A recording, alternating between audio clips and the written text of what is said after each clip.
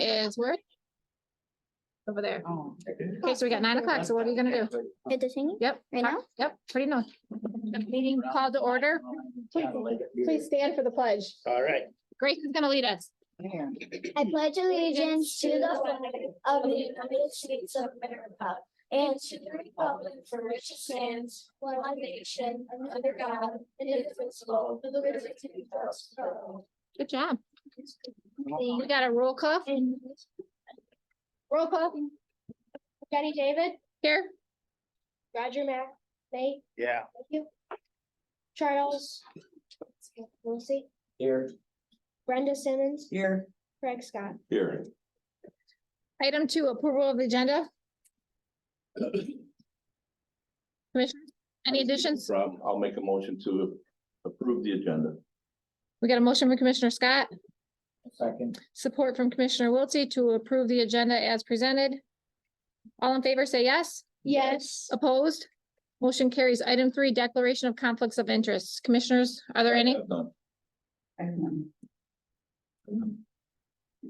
Item 4, review of minutes, October 26, 2023, regular meeting minutes. I read the minutes and I'll make a motion to approve them as presented. We have a motion from Commissioner Scott, I'll second. support from Commissioner Wiltie. Any further discussion? All in favor, say yes. Yes. Yes. Opposed? Motion carries. Item 5, public comment. This is for agenda items only.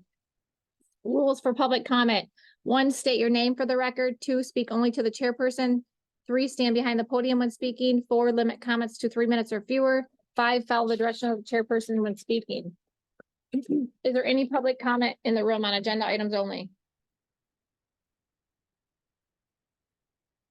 Any public comment on the phone?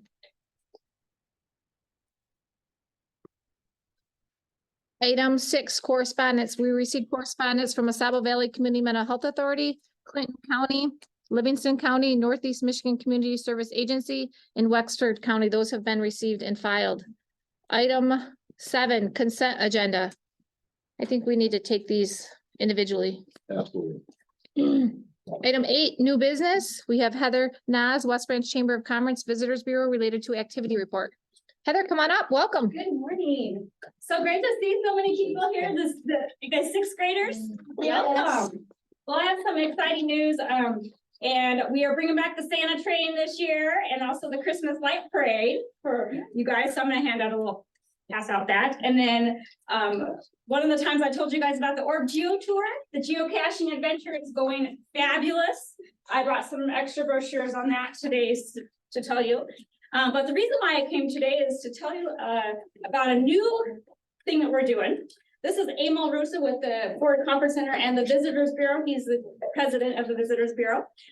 We are promoting a thing called Coast to Coast on My-55 Pure Michigan Recreation Byway. It's designated byways along the trunk lines to help draw attention to the corridor's assets and open opportunities for project and protection funds. The road is the only one of 3 roads that crosses the state of Michigan in the Lower Peninsula and covers 6 counties, which includes Manistee, Wexford, Missaukee, Roscommon, Ogemaw, and Iosco. So the Visitors Bureaus along all these counties have collaborated together to form this byway to promote all of the local attractions, bring people to our area, eat, shop, and just be here locally and stay locally. So I am going to give you guys information on that. And we have to pass a little resolution of support from everybody that's on the pathway of this thing. So I'm going to pass that up for you guys. Emily, you want to? Yeah, so if you think of the concept Route 66, the old American byway, that's how this concept actually got created. And then once you figured out you can't do it alone, we started reaching out to the people on each side of us, and it got overwhelming support. To the extent that MDOT sanctioned it and it's actually taking the lead on it. So every place along that path, we're asking for a resolution to support. And that's actually one of the mandates from MDOT that we have to continue this. But what it does is it puts us on a whole different tourism type map. For each county along the way has different unique features. We have a lot of things that we promote here for tourism. And so this is just another piece of the pie to make our local businesses in the area a little bit more prosperous and kind of show off our little piece of small town America. So we are working on that, and there's gonna be a website. They're already working on logos and the development of that. So bringing all those 6 counties together to promote our local area attractions. Any questions? Brother, do you need this resolution today? I don't need it today. You guys can look at it and I think it says motion and stuff on there, but if you guys support it, please just give me a copy of it and I'll turn it in. We do need to have all of our support by January. Oh, absolutely. Any questions for Heather? No, I just like to tell, I told Heather many times and, you know, you do a great job Thank you. for our area and we greatly appreciate it. So thank you. Thanks, Charlie. Commissioner Scott, anything? Is this something the attorney have to look over? Well, after commissioner comment, I'll go ahead and make a motion, but Commissioner, any comments, questions? Commissioner Simmons? Commissioner Mayhew? Is this a one-time, you just need a resolution once? Is this, okay, To get the ball rolling, we have a group that's going together, but they asked us to get support across the whole order there. yeah, absolutely. We have a motion for Commissioner Scott, yes. For support. support from, I'll support it. Thank you. Any further discussion? All in favor, say yes. Yes, Opposed? Motion carries. Thank you, Heather. Thank you very much. Thank you. Item 8B, resolution to declare November 9th, 2023 as Ogemaw County Kids Day. Would you like to read this? Grace, can you read that? Start right here. Right here. Whereas the Ogemaw County Board of Commissioners recognized today's kids as tomorrow leaders, and whereas several youths were selected to participate in the second annual Kids Day as a public official program in Ogemaw County, and whereas these participants were selected based on their individual behavior and education excellence, and whereas Ogemaw County Government Departments, Probate Court, 34th Circuit Court, and 82nd District Court will host student participants with this educational program. Therefore, be it resolved and that the Ogemaw Board of Commissioners does hereby declare Thursday, November 9th, 2023 as Ogemaw Kids Day.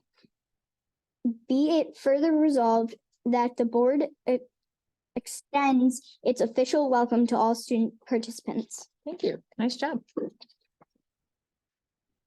I'd like to make a motion that we, have this resolution to declare November 9th, 2023 as Ogemaw County Kids Day.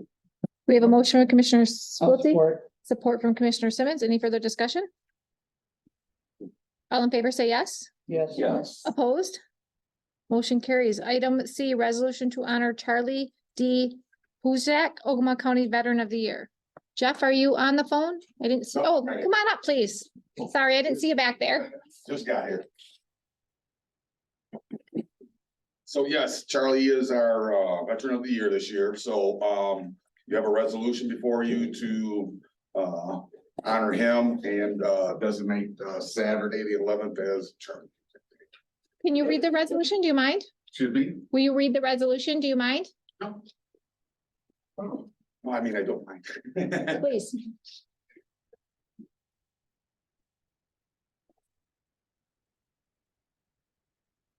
Resolution of commendation for Charlie D. Puzak, Ogemaw County Veteran of the Year. Whereas Charlie D. Puzak has been designated as the Ogemaw County Veteran of the Year for his exemplary example as a veteran and longtime advocate of veterans issues. And whereas Charlie D. Puzak honorably performed military service in the United States Army. And whereas Charlie D. Puzak has exhibited the highest level of commitment and loyalty to his community and various service organizations by serving in all capacities within the Ogemaw County Veterans Museum, owner and operator of nonprofit business, A Soldier's First Aid from Home, conducted fundraisers to raise funds for the Ogemaw County Veterans Museum, along with many other community service activities. And whereas Charlie D. Puzak has been a great friend to his fellow citizens and veterans, and now therefore be resolved, the Ogemaw County Board of Commissioners declares Saturday, November 11th, 2003, is Charlie D. Puzak Day throughout Ogemaw County. Is he here? Charlie's, no, he's not here tonight. Thank you. And that service is Saturday, time and place? 11 o'clock at the Forwards Conference Center. Quality Inn. Anything else to add to that, Jeff? Can I someone entertain a motion? I'll make, a Commissioner Scott with support from Commissioner Simmons. Any further discussion? just on our copy, we need to change Friday to Saturday on the very bottom. Yeah. That's Thanks. the only thing. Any further discussion? All in favor, say yes. Yes. Yes. Opposed? Motion carries. Anything else, Jeff? That's it. Thank you very much. All right, thank you. Item- Later. Item 8D, resolution to authorize snowmobile and trailer purchase. This resolution is sponsored by Sheriff Brian Gilbert. On July 13th, 2023, the Board of Commissioners approved resolution 23-97 to accept a $25,000 grant from the Herbert H. and Grace A. Dow Foundation to support the purchase of a new snowmobile and trailer for the snowmobile safety class and patrol duties. The Sheriff's Office sought and received 3 quotes for the purchase of a new snowmobile and trailer for inclusion in the grant application. Approval of the resolution will authorize purchase of a new snowmobile and trailer from Lakeside Motorsports at a total cost not to exceed $23,897.98. I'm going to entertain a motion. I'll make the motion that we pass the resolution. We have a motion from Commissioner Scott, I'll support. support from Commissioner Simmons. Discussion? Well, Do you have anything to add? Oh, go ahead. I'm sorry. Go ahead. really great thing, getting this 100% grant from the Dow Foundation. This is fantastic. We have the grant. It's in our hands, correct? We have the 25,000? Yeah, we just need the purchase policy, so we can get it and bring it in our possession. Yeah, I thank you for the 3 quotes on there. And the only other thing we need is snow. I'm sorry. The only other thing we need is snow. Absolutely. Not. Any other discussion? It'll come. It will come. Any other discussion? Roll call vote.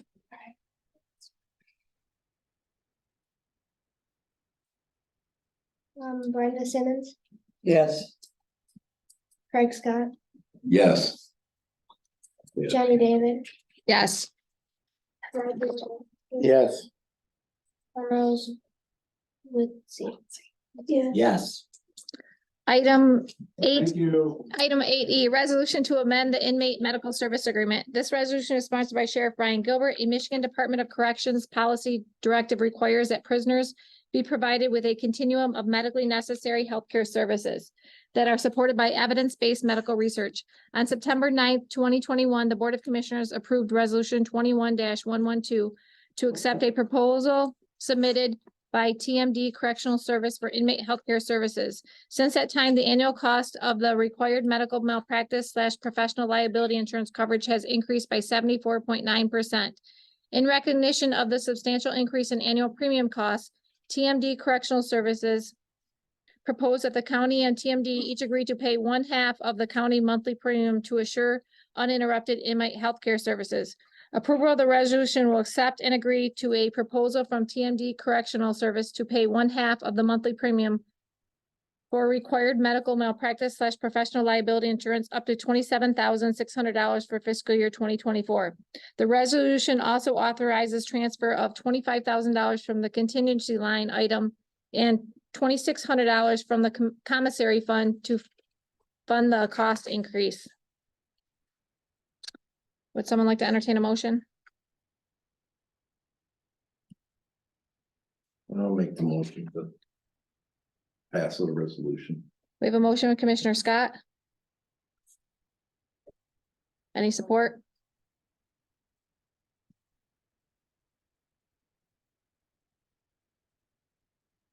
Any support? Support from Commissioner Simmons. Discussion, Tim, can you explain? Again,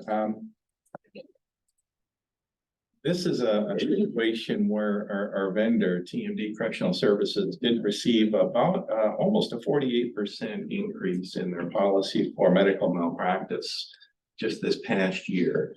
When we combine that with the increase they had the year before, it's almost a 75% increase. TMD is asking for, some relief. They recognize the need of this insurance at this level. They did explore levels of 500,000 in coverage and I believe 250, and you see some of those proposals in front of you, but the physician they contract with will not accept anything under $1 million of coverage. And I would not recommend going under $1 million myself, given the nature of a suit that might come along. I mean, that's probably a starting point. So I think that's a good number for them to have. Now, there was a question that was posed about what other options do we have? Was able to contact one other vendor. They're not willing to give me a number without doing some extensive work on their own, which they would normally do with an RFP. They would come in and look at our facilities, look at the way we're set up, and make a determination based on that. But we do have experience from 2021, when we did put this out to bid. We did get a second proposal from the vendor who was servicing our needs at that time. And looking at that, this change with TMD, with the added insurance premium would end up costing the county $14,959 per month. The other proposal, which also had some accelerators built into it, but in 2021, that proposal would have been $15,362.47. So my only point here is that even with this change, the TMD monthly fee is still going to be less than what the other vendor proposed in 2021. And as I said, there were accelerators built into their proposal as well. That would not have been the price for 22. It would have gone up, probably similar to what we saw with this contract with the rate of inflation. They had some other factors in there that they would have considered as well. So what happens if you don't pass the resolution? Well, it's pretty simple. The physician that TMD works with has let them know that he cannot work with less than $1 million of coverage. And so they may not be able to provide service almost immediately. That would leave us scrambling to issue an RFP to get another vendor in here. But in all likelihood, that will be more than what we're paying under the proposal from TMD. TMD, frankly, I talked to Mr. Demond. They are not really pleased about the situation we're in either, but this is not something of their making. The $1 million coverage is part of our contract right now. They would have no choice, though. If this proposal doesn't pass, they cannot go without the liability insurance themselves. So yes, we are between a rock and a hard place, but I do think this is probably the best option we have in front of us to continue with our obligation to provide the inmate healthcare services. I do want to note that proposal for the transfer of funds, that contingency line would be exhausted if we do this. But this is part of why we have contingency in case something unforeseen comes up. It's just unfortunate it's so early in the fiscal year that we would do this. Another option you have, and I think it's a little risky, would be to pull the entire $27,006 out of the commissary fund. We do have a line in there for dispersals out of commissary, so that's where we'll take it from. However, there were anticipated costs for the materials that are sold through commissary. We do run the risk of having to revisit that budget later in the year to maybe make some adjustments on what's budgeted for cost, depending on what commissary revenue comes in. Past performance suggests that it won't be a problem, but as you know, past performance does not indicate what's going to happen in the future. So there is some risk to doing that. So that is another option, though, in terms of funding, if you want to consider another option. Did any reasoning for this increase related to claims that have been made in the past year? I don't believe so. Mr. Demond is on the Zoom and can probably address that more directly, but it sounds like it's an industry-wide increase that just happened. I understand industry has went up, but that's pretty substantial. Can you, Mr. Demond, is that it? Is that correct? We can't hear you. I think you're muted. Yeah, he's muted. There, go ahead. Okay, I'm sorry. The question was, do we have any claims? We have not had, we've had now one claim that came very early in the contract that was just served within the past 2 weeks. but basically, it is not a claims-based increase. It is an industry-wide increase that occurs in correctional malpractice insurance. There have been some very, very large hits around the area, and the agency that I go through, that I've talked with on this, he's looked at two carriers. The other one was higher than this one. It is not anything that the county has done or that TMD has done. It's just a sheer function of the nature of the market. Over the life of our tenure in that particular facility, it's gone from like 32,000 to 35,000, and now it's jumped up to $54,000 a year. But this will get us through this fiscal year. The proposal is before you right now, and then give us a little bit of breathing room to figure out if there are, in fact, alternatives to this. When's the deadline on this? Tim, when does this decision have to be made by? I believe the policy would be retroactive to October 1, so we are. Actually, the cycle date is the 7th of the month, October 7th. So I just sent Mr. Delahunty a proposed invoice for the county share for October and November, and then we would reinstate the policy effective October the 7th. The other one lapsed October 7th, and get that going. I mean, I guess why this is being brought to us last minute. I think, and again, Mr. Dumont can address this, but I think they got it last minute as well. He did attempt to get on agendas, about 2 weeks ago, but you'd already met with your committee of the whole, so we would have dealt with this last week. Of course, that meeting was postponed too, so we have it today. But I don't think they got the invoice until after October 7th. Now, correct me if I'm wrong, but I think that's. That doesn't sound. Trying to find even the other options and as a result of that, so. That doesn't sound correct, getting an invoice. The lateness of this, I think Mr. Delahunty has kind of hit at it. All the way through this, these bids, if you will, for the insurance premiums come in literally last minute. When this one finally arrived, I'd been soliciting it for 45 or 60 days.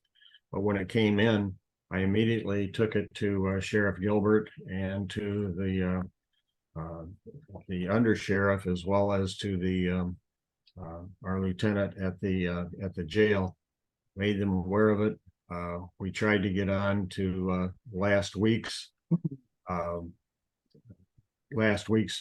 meeting of the whole, and that kind of didn't there was no quorum, so we couldn't really do it. We had a kind of a casual discussion about the matter. It's market driven. There are not very many carriers that are willing to carry it at all, and so as a result, there's a supply and demand issue also. Yeah, but so you've known about this for, you said 45 to 60 days? No.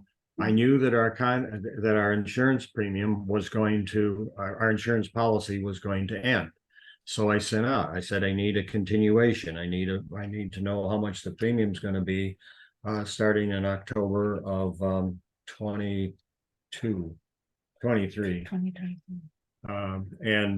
It came in, and at the moment it came in, I made people aware of it.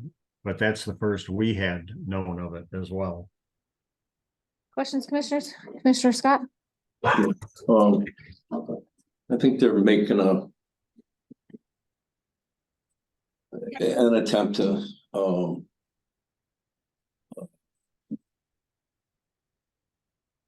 what's the word I'm looking for?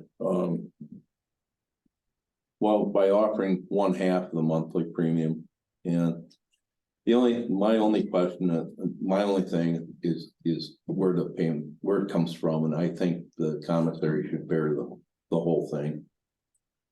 It's way too early in the year to exhaust the contingency line. I mean, if the contingency's still there later, we can always take out of that to buy e-cigarettes. But this is the corrections thing. It should, the payment should come out of the corrections, and commissary is the way to do it. So that's where I'm at. Commissioner Wiltie? I agree with Victor Scott that I would like to come out of the commissary as well. Anytime, of course, that we get information brought to us where we have to spend more money, especially when it's on the short like this, you know, it's alarming, it's frustrating. I know they're saying that, you know, they got it on the short as well, but I just think it's something that, again, we need to be more proactive, so we continue the communication for next year. It's a 1-year contract, that we have this conversation way before we get to this point now. I mean, you know, we're at a position now where if 3 of us would say no, what happens? You gotta close the jail. You know, this isn't the way to do this business. So it's just something that we gotta think about for next year. We need to have more time so we can talk about this more. This last minute stuff, this financial stuff is not the way to do it. And I just think it's another example. It's extremely alarming of our huge increase of cost with our jail. And Tim, you could probably support me on this and tell me the exact number. Since 2018, our jail costs us $875,000 more than it does in 2018, correct? Over that 5-year period, we're spending, round number, $875,000 more than we were in 2018. Yes. And that's 5 years. So that's extremely alarming, and I'm sure that's extremely alarming to all of you guys. You know, we know all these budget woes we have right now, and this is just another clear example. Just, you know, another increase in cost, another increase in costs. $875,000 in 5 years for a county our size. Our budget's a $12 million budget. This is a huge problem. Huge problem. Is this, what's in their current contract, Tim, with the TMD? Is it in their contract that they pay this liability? What does their contract currently say? The contract just says that they will carry the liability at this level, at the $1 million. That's just a requirement to do business. So in the past, have they been paying this? Yes. Yes, in the last year, when that went up, gosh, close to 30%, they were able to absorb it. But this year, with this kind of an increase, they just couldn't do it. Well, that's not necessarily true, because their cost went up quite a bit to us. We talked about that with the budget, and I don't recall exactly, and that was part of the reasoning, was because of the liability insurance went up so much. That, and the contract said that the price would go up with the rate of inflation, and we had a pretty large rate of inflation increase the first year, 7 to 9%, someplace in that range. Do you recall, I'm sorry, sir, you're not muted, so we're hearing things, but do you recall what the increase was? For last year? Actually, I have the figures. If you hold on just a quick second. The last 2 or 3 years, I remember it was discussed in our budget meetings. Okay, the professional liability for 21-22 was 31,281. In 22-23, it jumped to 37,030, and this year it's gone to 54,709. Now, the reason that we were able to absorb that 37,000 was that the inflation also at that point was 10,000, or excuse me, almost 10%, and with that additional funding coming in, we were able to absorb that particular increase. But this time around, we don't have that luxury, and there's simply no way that we can absorb it. I don't think you understood the question. What your cost to the county for your specific contract has increased how much over the last 3 years? Not the medical liability. What our inflation costs. Well, the inflation went up. She wants to know. Okay, well, let me see if I can find that number. I'm not sure if I remember this was brought up in the budget meetings, and there was quite an increase, and we discussed that. She cut us 21. Well, no, you also have reduced the our employment from 60 down to 40 hours. Yep, And- that was just done. Really where we wound up. Tim, do I'm you not have those sure, I'm numbers? still- She wants to know how much we've increased each year because of cost of living. Well, okay, I guess the increase from, with that 10%, went up. And He doesn't have, just say you don't have. I don't have that immediately available, I'm sorry. Okay, we'll get it. I think that's can you go ahead and mute yourself now? Sure. Thank you, sir. I would like those numbers before we go forward with this resolution. In fiscal year 2022. We ended the year at 159,060. And in fiscal year 23, the final amended budget had us at 174,000. That's not the final expenditure number, but that's what we budgeted because that's what we, after the CPI increase, that's what we projected it would be. And what we budget them for 2023? Yeah, that was 23, so for 24. That's what I meant. I'm sorry. 24, I don't have the updated number on this sheet, but we did reduce it by 20 hours. Correct. In the nursing, and I want to say that was somewhere in the neighborhood of 36,000. That number seems to ring a bell, but there was also an increase in the CPI this year, although nothing like what it was the prior year. So it's probably between 160 and 175 someplace. I just don't have that final number in front of me to be able to tell you. Hold on here, I got budget here. Medical contract. So I mean, these numbers, there's been a substantial increase from 2022, 159,000 to 174. Liability insurance at that time, if I'm looking at this correct, went up from 31 to 37. So that was a $6,000 increase. I mean, Just doing the quick math, I have my number for the total cost per month with the premium added. I got back the premium out. Then the total for the annual without the cost share on the insurance premium, 148,308. And that would be with the reduced hours on the nursing side. Now we would have to add, to do this, the additional 27,600 to that. we're gonna have to add that to the 148 and then Yes. us pay our half as well? No, that is. No, that's our half. Okay. I guess I just don't, I mean, I think we have to, go ahead, Commissioner Scott. I'm just looking at this draft. The department asked for 182,000. The controller review was 145,300. You're at 148. Is that what we passed? Right, that's what the contract is with the reduced hours. Okay. So yeah, it'd be 27 on top of that, so be 175. Close to it.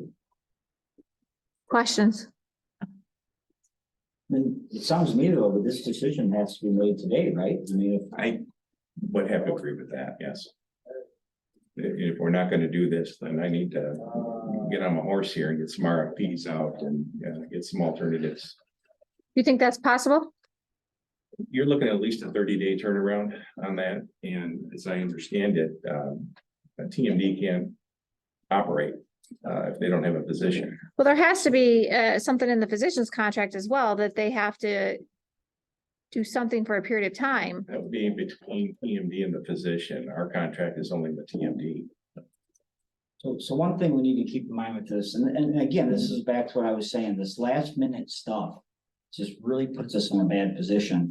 But Tim made it clear when he first started talking, when we started this conversation, that TMD was cheaper in 2021 than, our next bidder.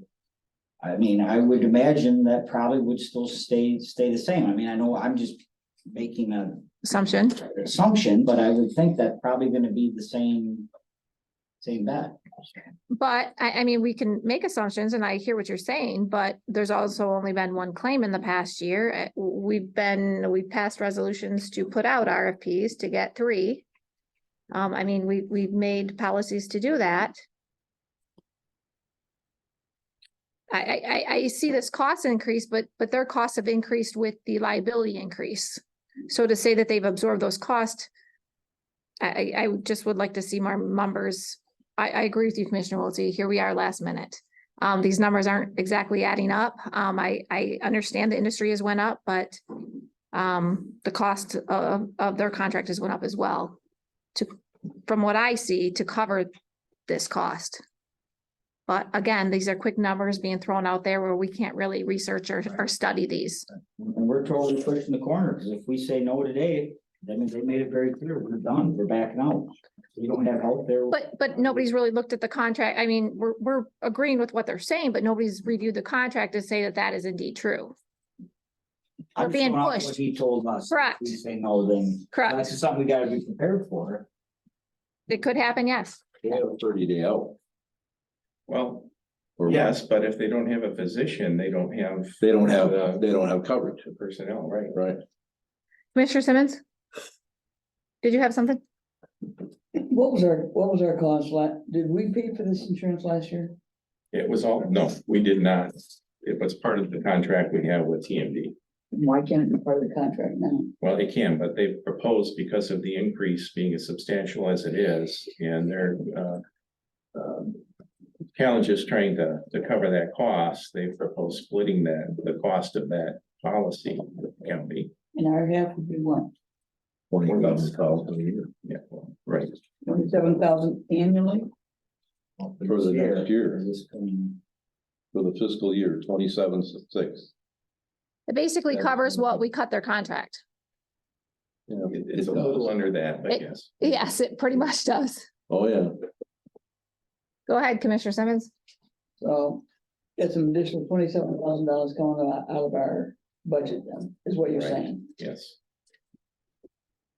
Well, you have to look at it, and I understand and I agree with Mr. Wiltie, but it sounds like, the individual that was talking to us got it last minute also, and he probably didn't like it any more than we like it. I mean, he's been trying for the last, 30 to 45 days to get it. And he just received it. And everything's going up, but you have to look, I would say you have to look at what the consequences might be if we don't have it, and would the consequences be more than the $27,000, and I would say it very well could be, easily could be. So do we want to protect ourselves and do this extra 27,000? I don't like it any more than anybody else does, because we're so short of money. But I don't want to be sued for millions of dollars, and then we don't have insurance to cover it. And then we will be in big trouble. So that's what I think we need to look at. What would be the consequences if we don't have this? And it could be substantial.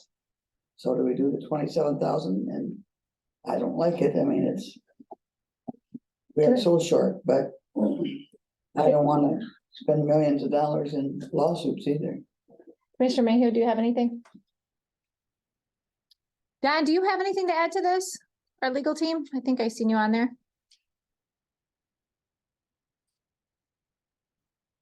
You're muted. There you are, Don. Do you have anything to add to this? And can you hear me? Yes, I'm sorry. There we go. go ahead. No, I haven't seen the contract, so it's not something I've had an opportunity, I think, to review. So I don't think I have anything to offer you on this at this point in time. Sheriff, Undersheriff, do you have anything to offer? Or I think I see Mr. Howard. Any insight? Well, without medical, you can't move forward. Yeah. He was right about when he got that, it was right at the last minute. Then trying to get it, talk for today. I can't hear. They were here last week, which I do appreciate. They both were in here last week to talk to all of us, but we didn't have one. Anything, Sheriff? What I understand is that if this contract is not signed or the help us with the increase, the doctor is gonna pull out and we just cannot operate without a doctor behind us. So that's the dilemma we're in. I think you two made a good point, pull it out of commissary, it's coming, you know, it's directly for our inmates. I think that's a good move. We really need to move forward with that jail and get it done. I appreciate it if you would support that. I would say one more thing to say. This is the things that we need to figure out as a county to do better on. This last minute stuff, right, puts us in a corner, threatening if we don't do something, the sky's gonna fall in. I mean, these are the things that we gotta do better on. We gotta be more proactive. I mean, of course, it's a private business. He could tell us, yeah, he's been trying, but also we just pulled, a third of their contract from him. And I don't like any of it, but yet also, I mean, we've got a jail, we've got a commitment to the jail right now, and we're just pretty much pushed right into the corner. I guess you seem frustrated, which I think we all are. I guess, who are you addressing your frustration towards? Like Everybody.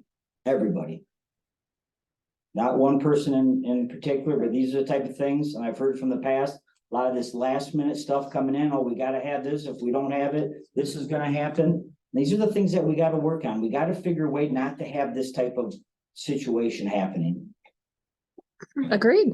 I mean, I'm looking at these numbers again. It looks like a increase from what was cut. Do I agree that the industries went up? Yes. Yeah. But I like more facts in front of us. Absolutely. I agree with it coming out of commissary. It's a concern with the commissary fund, because there is a decrease in inmates and there may be a decrease moving forward. So hopefully that fund is stable. We've relied on that fund a lot this last year or two. And we'll continue that. Yeah, sure. We're not gonna push that off to the side. We're gonna continue that, that line item for that commissary. Commissioner Simmons. I agree with Mr. Schultz about being more proactive, but I think we are being more proactive now with the budget committee to bring stuff like this forward, and I think it will come forward to all of us more often. I talked to Mr. Dolahanty yesterday about we need to work together, and he's aware of some of the stuff. The sheriff's office would be aware that this is coming due, with us all talking together.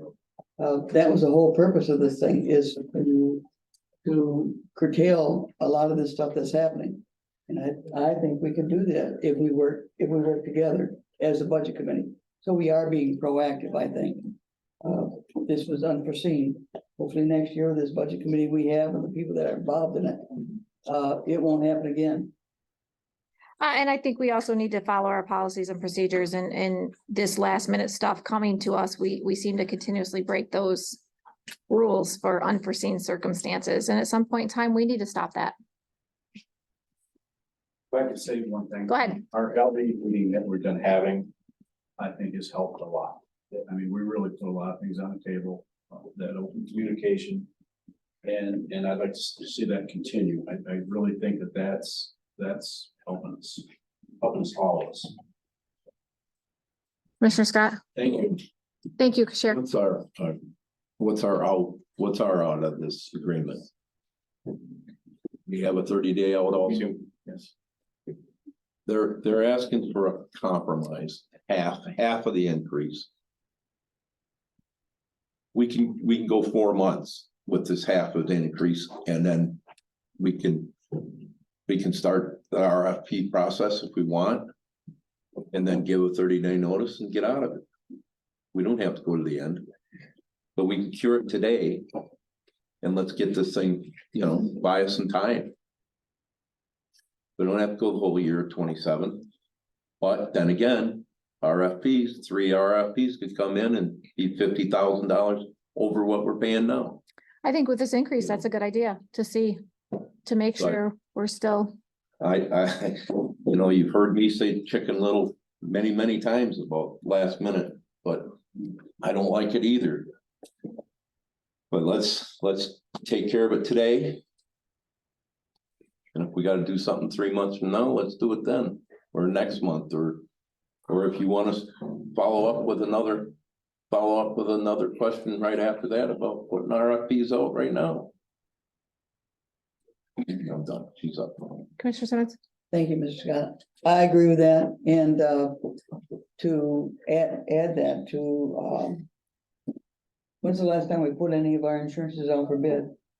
Maybe because we're so short of money, we should do that again. We put it out one time No, and we saved $93,000 in a year. I guess when is our contract up? The Current. Into this fiscal year, so this would already be scheduled to be put out to bid again before we work on the 25 budget. but we have a 30-day out Yes. as well, if we break that contract. Okay. Any further discussion? Excuse me. Yes. We have a 30-day out with other insurance contracts. I mean, we could put it out for bid now. no, I think we're talking about 30-day out with the Medical. medical service. I thought he was talking about 30-day out with all of our insurance. No, So my question was with the medical service. I understand what your question was, yes, and I agree with that. I don't know that we got 30-day outs with insurance companies. no. Looking at those specifically, Yeah, I couldn't- right. Roll call vote. Is this, I guess, before that, do we need something addressed to this, to the commissary fund? If you just wanted to strike the reference to the contingency and increase the line there for the contingency, or sorry, from the commissary to the fall 27.6. I'll make the adjustment in the final resolution. Do we need to add that to the resolution or no? My motion is amended to that point. Well, what do I do now? So you would want to call the question on the amendment and then we'll vote on the new resolution. I know. Amendment. So we need 2 roll call votes. Go ahead. Love you guys. Thanks. All right, we're starting with him. Craig Scott. Yes. You put your names on. Danny David. Yes. Roger Mayhew. Roger Mayhew. Yes. Charles Wiltie. Yes. Brenda Simmons. Yes. You have to vote Yes. as well. Now we need another roll call vote on the amended resolution to take that out of the contingency. Okay, let's start. Jenny David. Yes. Yes. Roger Mayhew. Yes. Charles Wiltie. Yes. Yes. Brenda Simmons. Yes. Yes. Craig Scott. Yes. And Tim, will you move forward with an RFP? Item Are we voting on going ahead? I don't think we have to, do we have to vote on that? I'll bring it to a committee of the whole. Okay. We can- Okay. Item 8F, resolution to petition the county clerk to place a special millage question for authorization of funding for sheriff's office road patrol on February 27th, 2024 ballot. This resolution is sponsored by Sheriff Gilbert. The current Ogemaw County Sheriff's Office road patrol millage expires in 2023. Millage funds collected in 2023 are applied to the fiscal year 2024 budget. Approval of the resolution formally petitions the county clerk to place the road patrol millage ballot question on February 27th, 2024 ballot before the Tuesday, November 21st deadline. If approved, ballot wording for the proposal will be discussed at the November 16th Committee of the Whole meeting. Wording must be certified and delivered to the county clerk on or before 4 p.m. on Tuesday, December 5th. I'll make the motion to approve the resolution. I'll second. We have a motion from Commissioner Scott, support from Commissioner Wiltie. Discussion? I guess when did this occur? When did this occur? Yeah, a decision. I don't There's been we had some conversation last week, right? I'm sure. Yeah, the LA meeting and then also the. And then, at our budget meeting, we were, with a lot of the stakeholders, we were discussing strategies for villages. Mhm. And, that got brought up and it did sound like that the February would be a good date for the sheriff village. And everybody seemed to really agree with that. I know the sheriff and the undersheriff, supported that. Is this gonna be any cost to them or? Clerk? Yes. So I've reached out to two different sources. One, the election source who we have always went with. They gave me an estimate of 8,000 to 10,000 additional for a third ballot style. The other company, the ballots, the difference in the price in the ballots were about half, so it would be a little bit less. So I'm thinking it'll be between 8 and 10. You guys have the funds to cover this? Were you guys aware of this? Yeah. Oh. There potentially could be another ballot question put on, which that entity would help pay that. Until somebody tells me for sure on the filing, until the deadline comes up and it's filed, I don't know for sure. But there potentially could be another one that would help Offset that cost. offset that a little bit, yeah. So right now, this is the only thing that's gonna be on that February. election? Nothing has been filed, but it was in the newspaper that Core was going with February, but if these guys go on the ballot, Core doesn't pay. Okay. Did you have something, Commissioner Simmons? No, what did you say if Core goes on the ballot, what? If any other entity goes on the ballot along with Core does not have to pay. It's the other entities that would have to pay for it. There's something in their contracts that state if another entity goes on the ballot, then Core doesn't have to pay. If nobody else goes on it, Core does have to pay. They wouldn't be a split then for us. Correct. Core, correct. Tim, did you have something? Well, again, the attorney is on Zoom. We may be able to add some more clarity to where that responsibility falls. I know there was a question about whether the county could pay for the mill, and I don't know the answer to that, but we may be putting Don on the spot too. Don? Oh, sorry. Don? Yeah. Can you hear me? Yep. Well, I was asked this question yesterday and looked up the statute, and the statute reads that it essentially says the Board of Election Commissioners of each county shall prepare the official ballots for use at any state, district, or county election held therein, and shall have printed a sufficient number of ballots containing, et cetera, et cetera, et cetera. I think where it says Board of Election Commissioners, I'm assuming that Ogemaw County doesn't have a budget for that, with the Board of Election Commissioners. So that would, in my interpretation, this is just a county expense in order to print those ballots. The county expense. So the Board of Election Commissioners he's referring to myself, the treasurer, and Judge Williams. We don't have a budget, correct? We don't do, Not for this. no. Good thing we saved the contingency. Questions? 21st, that's Yeah. the deadline, February. Mhm. Just again for clarity, that's to provide the clerk notice of your intent. There's still that December 5th deadline where you have to have the language for that. And that's something that, should this resolution pass, will be on the cow agenda, because we're still under that same calendar deadline. We have to get that to the clerk on time, which will give the attorneys time to look it over and provide input and make sure everything's done correctly. Do we need to make a budget line for the election commissioner? Just fall under your election portion of your general fund budget. Okay, that's what I'm asking you. Yeah, and Okay. honestly, this year anyways, with the 9-day early is the first time that we're really utilizing that commission. Okay.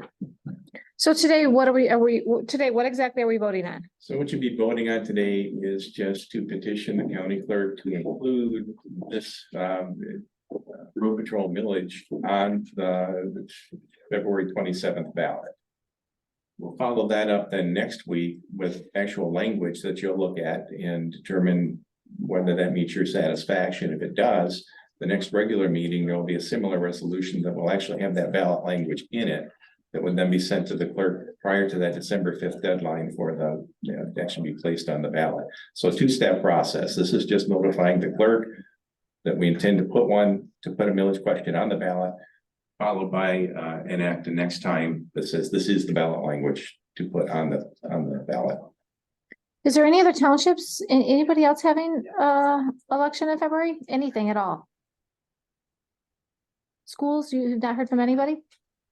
Core in the newspaper said that they were planning on February. I had one entity of 6 townships reach out to me asking the cost of it if they decided to go on February.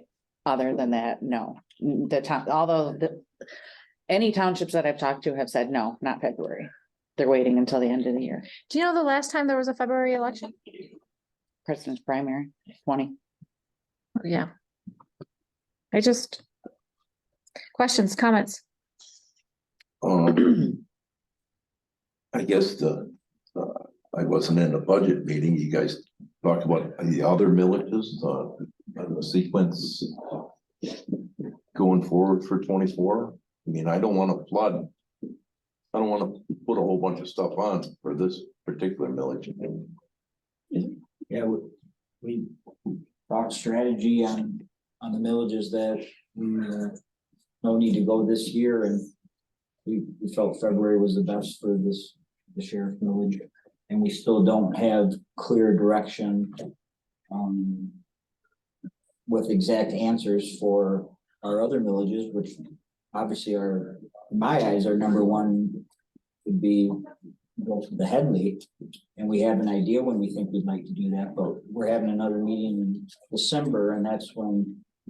Yeah, we were talking about maybe give us enough time so people will understand what we're asking for. Because between now and February, there's not enough time Well, to get the word out.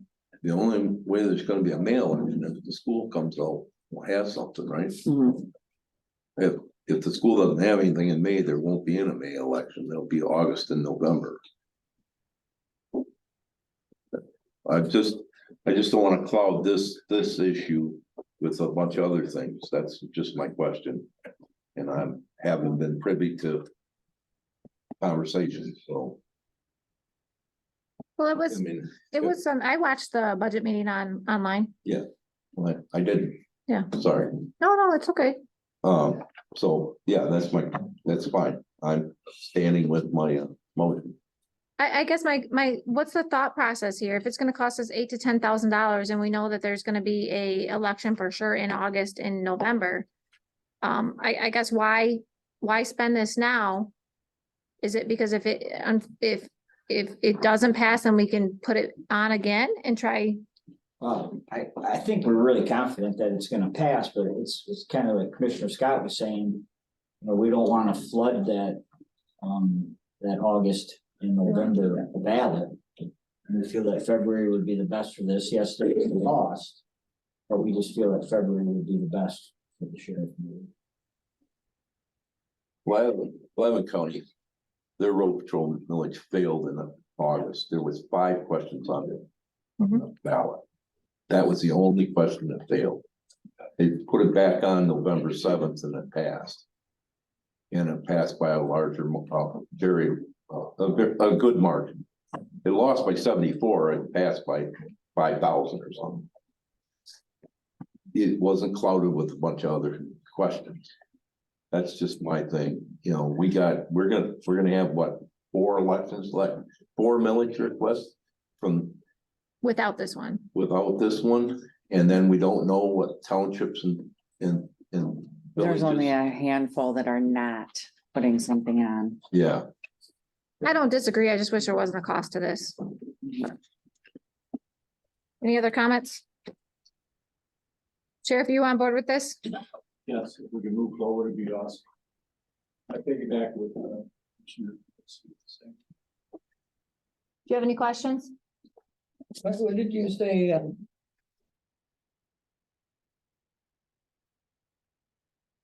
And May also. You said November 16th, Tim. Then we would look at it. Then when you vote on the next meeting, it'd be November 23rd, would be 2 days after to do. It'll actually be November 21st, would be the next, because we have Thanksgiving in there to contend with. That language is not due until December 5th to the clerk. What's due to the clerk before that is just the notice that there's an intent to put this on the ballot. Yes. Oh, all right, okay. One other question for the Go ahead. clerk. If the school opts for an election, any questions we put on will cost us money for ballots and things, right? When? In May, say if the school wanted to have an election, we could piggyback onto the election, but there would be cost for the county, That I need to call the bureau and find out for sure. at least ballot costs. Yeah, anything associated with the ballots. Do we know where this $8,000 or $10,000 is gonna come from? Only place I have to pull from right now is that contingency line, How much is that? 25,000. We just saved it by paying with commissary. Okay, roll call vote.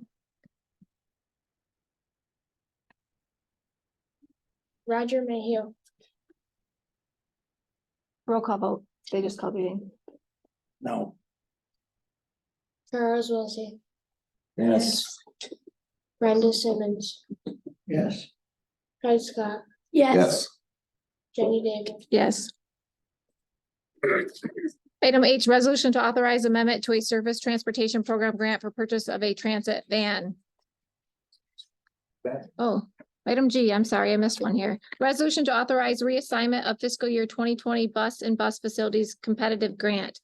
This resolution is sponsored by Transit Director Ray Blamer. On August 26, 2021, the Board of Commissioners approved Resolution 21-104 to accept a $407,000 Federal Transit Administration grant for building construction for inside bus parking, asphalt replacement, security gate and fencing, inside and outside security cameras, and replacement of an in-ground hoist. After further consideration, the Transit Director recommended funds budgeted for security gate and fencing be reallocated to offset costs for building construction. Approval of the resolution will authorize the reallocation of funds as proposed by the Transit Director. Someone entertain a motion? I'd like to make a motion. I'll support. Support from Commissioner Wiltie, or excuse me. Motion made by Commissioner Wiltie, support from Commissioner Simmons. Discussion? Ray, I see you're here. You wanna have anything to add to this? No, that's exactly what I'm asking for. Just the 55,000 to be put onto the building to offset some of the costs of that. You have the funds? Funds are there? Pardon me? Funds are there? Oh, yeah. Commissioner Wiltie? We've had this conversation in the past. We do realize the importance of down the road sooner than later to get some more cameras in there. But we could do those at our cost a lot cheaper than having to pay top dollar for someone to come in and put these cameras in. And we feel this money could be used a lot better right now to go to the construction of our new building that we are underway right now, so. And the committee, the transit committee supports us. Any further discussion? No, we do support it. I think it's better use of the funds. Roll call vote. Charles Wiltie. Yes. Brenda Simmons. Yes. Craig Scott. Yes. Jenny David. Yes. Roger Mayhew. Yes. Item 8G, geez, 8H, resolution to authorize amendment to a surface transportation program grant for purchase of a transit van. This resolution is sponsored by Transit Director Ray Blamer. The Federal Transit Administration awarded surface transportation program grant funds to Ogemaw County for purchase of a new transit bus for non-emergency transportation and daily rides. Rather than acquiring a new bus, the Transit Director recommended purchase of a passenger van with necessary options to meet FTA grant requirements as an option that is better suited to the needs of Ogemaw County residents. Approval of the resolution will authorize an amendment to the grant to allow for purchase of a passenger van. Someone like Make a motion. I'll support. motion by Commissioner Wiltie, support from Commissioner Simmons. Discussion, Ray? Nope, that's, Right. we don't really have an extra $80,000 to buy a bus, and that's how much they are now, it's $180,000. So to utilize this SDP funding, we just need to change the wording of the grant from purchasing a bus to a van. And in the future, at our last task force meeting, I specified that from now on, it will say the purchase of a bus or van, so this issue won't come up again. Any other just questions for Ray? The transit committee was very clear with our question to Ray to make sure, because our fund balance does have the money to buy a new full-size bus if we needed to. But we made the question to Ray, he's out there, he's living this every day, he's the leader out there. And he was very clear to us that another van would be appropriate, so we agree with Ray's decision. Any I other? agree. Roll call vote? Brenda Simmons. Yes. Craig Scott. Yes. Jenny David. Yes. Roger Mayhew. Yeah. Charles Wiltie. Yes. Item 8I, resolution to authorize Homeland Security Grant Program expenditures for Incident Command Course. This resolution is sponsored by Emergency Service Coordinator Mike Bowers. The Homeland Security Grant Program provides grantees with the resources required for implementation of the National Preparedness System and working toward the national preparedness goal of a secure and resilient nation. The grant program is designed to allow grantees the flexibility to implement training and planning programs that address different needs for each location based on demographics, emergency response capabilities, commodity flow studies, and hazard analysis. Approval of the resolution will authorize expenditures not to exceed a total cost of $2,000 for the Homeland Security Grant Program to offset costs associated with an incident command course scheduled for December 4th and 5th at the Emergency Operations Center. Make the motion to pass the resolution. Motion from Commissioner Scott, Or support from Commissioner Simmons. Mike, I see you're here. Do you have anything to add to that? Just that, I've been working with the, State of Michigan Fire Council, and they have agreed to fund $1,740 of this $2,000. So I do expect, to only do the emergency, management grants of $240, 100% reimbursed back to the county. So, but I do want to keep the $2,000 amount in reserve, just for the redundancy, making sure that. Thank you. Any questions for Mike? Mike, you do an excellent job of finding funds, grants. Thank you. Do an excellent job. Any of the kids today? I'm sorry? Are you available to talk to any of the kids I today? am. Okay. Thank you. Roll call vote? Craig Scott. Yes. Yes. Jenny David. Yes. Roger Mayhew. Yes. Charles Wilson. Yes. Brenda Simmons. Yes. Item 8J, resolution to authorize Homeland Security Grant Program expenditures for CERT trailer.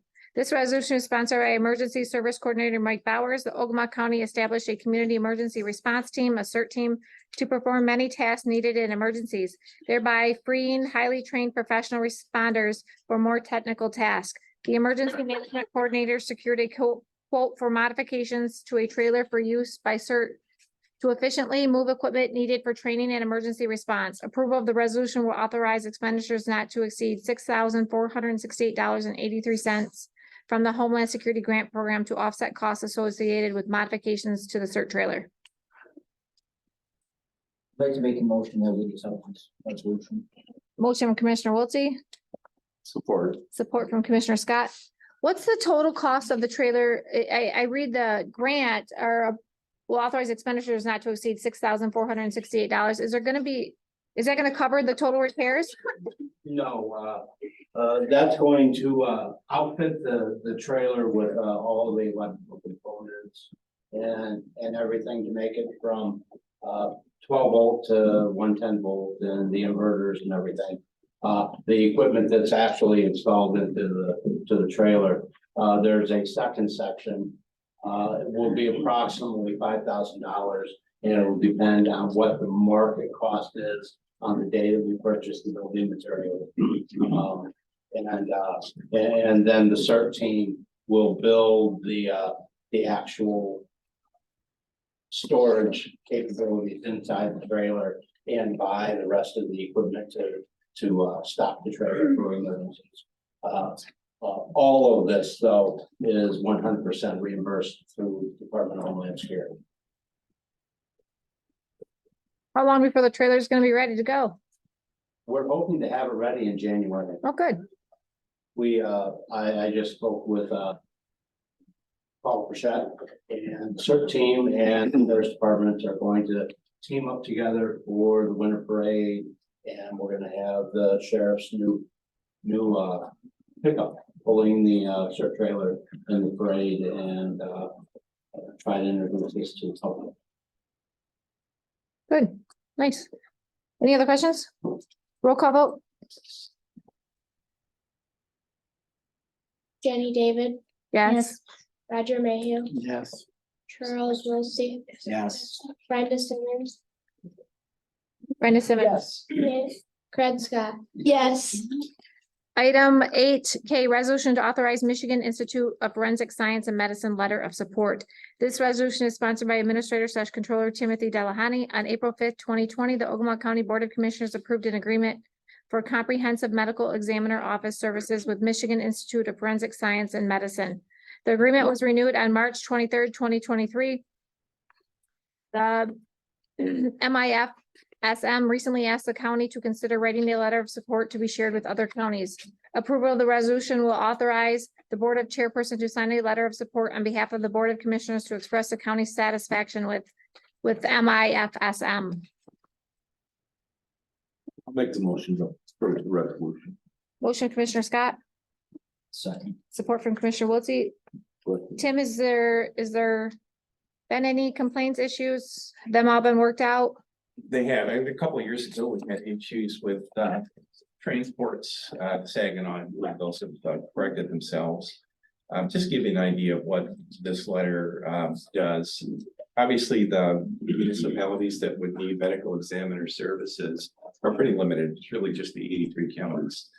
But as we did this last year, counties put this out to bid on occasion. What will likely happen with this letter is that when they respond to a bid, a letter like this is included.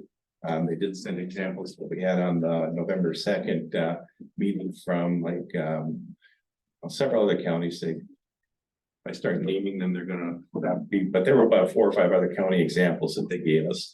So when they respond to an RFP, will put letters like this in the packet so that potential other clients can see, well, here's some other clients that we've had. Provides an instant contact as well. So if they wanted to follow up to say, what is your level of satisfaction? All of our contact information is right there. It makes it pretty convenient. Sheriff, is there been, I'm sorry, go ahead. No, that's fine. Sheriff, has there been any Sheriff, has there been any concerns? Questions? Everything going well here? Everything has been functioning quite well since last time, so No complaints or issues? we haven't had any issues. So you would support this letter, supporting them? Under Sheriff, Yes. Yeah, anything else? no, that's good because they're the ones that Deal with deal them. with them all the time. And we've asked these people to be at our meetings at different times and they have. They've been on some of our meetings without us asking them. I'm so full support. All in favor, say yes. Yes. Opposed? Motion carries. Thanks, guys. Item 8.1, resolution to 8I, oh my God, my gosh. 8L, resolution to appoint members to the Ogemaw County Land Bank Authority Board. This resolution is sponsored by the Ogemaw County Land Bank Authority on December 27th, 2007. The Board of Commissioners approved an interlocal agreement between the Michigan Land Bank Fast Track Authority and the Ogemaw County Treasurer, creating the Ogemaw County Land Bank Authority. The Board of Commissioners appoints all members of the county Land Bank Authority Board except for the county treasurer, who serves as a chairperson of the authority board. The Land Bank Authority members serve terms of 3 years on a rotation basis. The term of Land Bank Authority members Liz Steinhurst and David Ryan will expire on December 31st, 2023, and the member Cindy Roseborough will retire from her position effective that same day. Approval of the resolution will appoint Jenny Hurley to the unexpired terms of Ms. Roseborough through December 31st, 2023. And reappoint Liz Steinhurst and David Ryan to a 3-year term expiring on December 31st, 2026. Make a motion to approve the resolution. Second, Motion from Commissioner Scott, support from Commissioner Simmons. Clarification, Says- any early appointment would go through December 31st of 2025. 25. Filling out that term. Yeah, that's what it says at the bottom. This is expired terms. That we're correct. Sure, we're all. Yeah, at the very bottom, it says 25. Karen, did you have anything to add to this? No, the people listed are excited to serve on the board and we have some amazing projects going on right now. So if you could approve this, I'd appreciate it. We like exciting and amazing.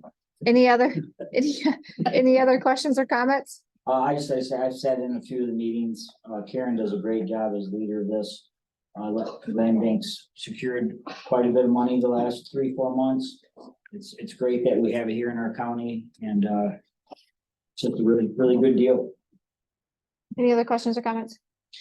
All in favor, say yes. Yes. Opposed?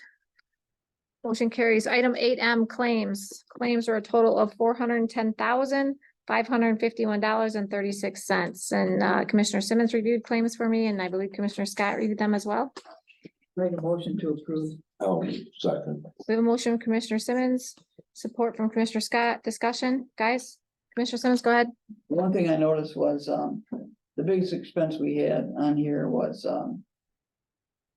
almost $175,000 for insurance. On vehicles, and that was distributed out through all the entities that have vehicles that had to be insured. It was pretty significant, so that was a big part. That's the only thing I started. I was surprised at how much money that insurance was. Well, let me pound on that a little bit more. Really, the insurance line got hit with $174,000. The bill was really closer to $400,000. Because the other departments absorb different parts of it, like say just I think the road patrol millage got hit for $34,000 of that bill. Of course, then sheriff's office gets a lot because there's cars under sheriff. The transit got hit with a lot of that. 47,000. Yeah, because their total bill this month was 48,000. So about 40,000 of that was insurance. So really about 400,000 in that. What? You want to chime in? No. Oh. Okay. I think what part of the insurance was not included? There was one that wasn't our total insurance package. I think was a liability was left out of that this time around. Do you know? Not really sure. No question. What we have here is the annual bill for, our liability insurance. Liability and automobile. And there was one other umbrella, which is a small number, but this is the. Then I think there's another insurance that we pay later. We do is accident fund, and it comes in periodically throughout the year. That'd be like our workman's comp and stuff like that. So that's excluded from this. Yeah. Yeah. Insurance is a huge bill and, and a couple other things. Cyber is outside of that. And I was just talking to Road Commission yesterday and they're exercising their cyber security insurance policy right now. As some other counties have too. So, there was some pass through. EDC had a pass through where we're managing some of their money. Emergency management, we had to send some money over. We're managing their grants.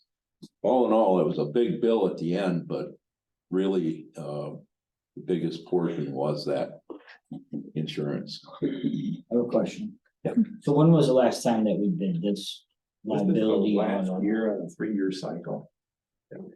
And that. $500 million. Yeah. Any other questions? Undersheriff, did you have something to add? I just wanted to add, Tracy was asking about as far as cutting the check for the sled versus the sled through the grant. If we're gonna add that to claims, so we cut the check today, get that process, and then we'll put it on this pay. What's the total on that? Not to exceed 24,000 something.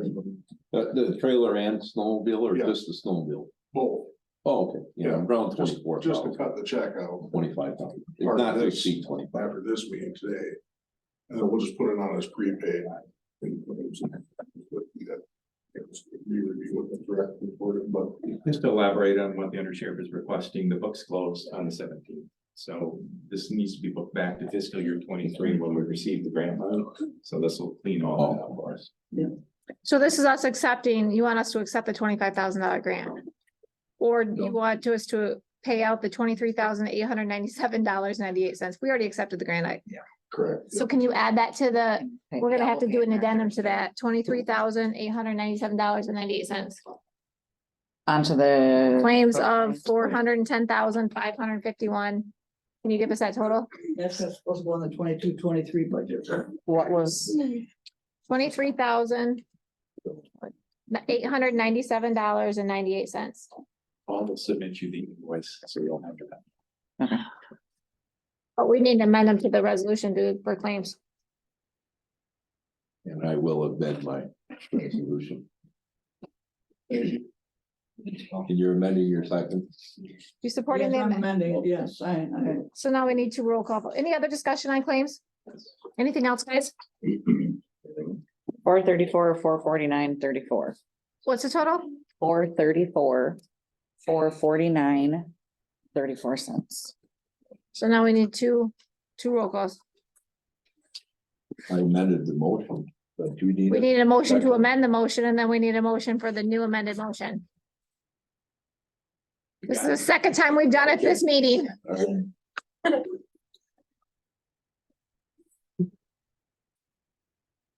Okay, I'm sorry. Okay. Brenda Simmons, Brenda Simmons. yes. Craig Scott. Yeah. Yes. We're Jenny paying, David, yes, Yes. we're paying the bills. Roger Mayhew, Yes. Charles Wilson. Yes. Now you need another motion, Yep, a motion to approve the amended. to pay claims of $434,449.34.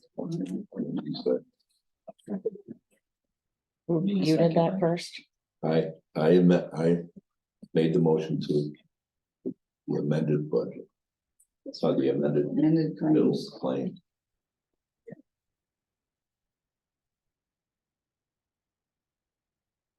Go ahead. Roll call vote. Shirley seconded. I didn't hear the word roll call I'm come out. sorry. Craig Scott. Yes. Jenny David, Yes. Roger Mayhew, Yes. Charles Wilson. Yes. Brenda Simmons. Yes. Yes. Item 9, unfinished business. I Item 10, administrator / controllers report. We have a great report in the packet, but a few items. I think I'd be remiss if I didn't comment on the enthusiasm that I heard with the pledge today. That was kind of a nice refreshing change with all the kids here that are doing. We did receive, since we last met, another $45,577.08 in opioid settlement monies. So that continues to grow. The opioid committee will meet again tonight. We're still in the information gathering stages, and I expect we'll have a lot more information to share with the committee tonight. A couple of meetings ago, we talked about the potential of a fifth health insurance plan for our employees through MESA called that Balance Plus. And this was a high deductible plan, but also included some other add-ons like long-term disability, some hospitalization supplements, and so on. Our MESA representative did take that back to his board. They did approve an exception for us to allow us to have this fifth plan. So as employees are signing up for starting later this month, that option will be there and available to them. It's really nice to be able to have these different options, and then employees can pick the plan that really fits their needs the best. There's a discussion in the written report about a meeting I had with Accident Fund last week. We had an annual loss control meeting to go over any losses or claims that may have been experienced in the past year, and to talk about and brainstorm about ways to make the workplace safer. We have sort of a good issue there, is that there's not a lot of claims to review. There aren't any trends. We've only had 2 claims in 3 years. And this past year, we had 1 claim that was for a turned ankle. It wasn't even a fracture, so that's all good. Something though that they're offering through Accident Fund that later today I'll be completing the paperwork on is something called telecom care. This is like telemedicine.